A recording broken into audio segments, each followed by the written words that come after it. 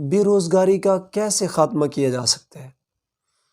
دور حاضر میں گمبھیر ترین معاشی و معاشرتی مسائل نے پوری دنیا کو لپیٹ میں لے لی ہے۔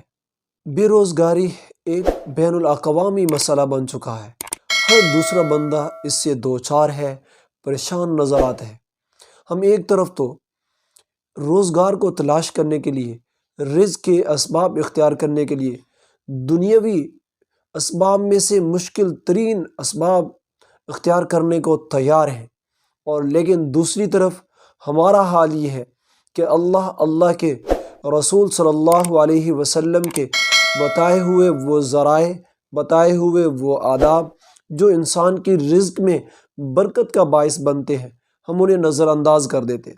تو آئیے ہم چند ایک وہ ذرائع شیئر کرتے ہیں آپ سے جو آپ کے لیے رزق میں برکت کا باعث بنیں گے، آپ کے گھر میں خوشحالی کا باعث بنیں گے۔ نمبر 1، نماز کا اہتمام کرنا۔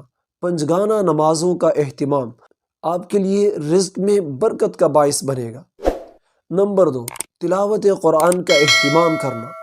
نمبر 3، اپنے گناہوں پر نادم ہو کر اللہ سے خلوص دل کے ساتھ معافی چاہنا۔ نمبر 4، اللہ کی دی ہوئی نعمتوں پر شکر ادا کرنا۔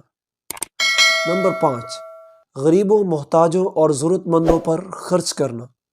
نمبر 6، والدین اور رشتہ داروں کے ساتھ صلہ رحمی کرنا۔ نمبر 7، رات کے وقت سورۃ الواقعہ پڑھنا اور صبح کے وقت سورۃ یاسین پڑھنا۔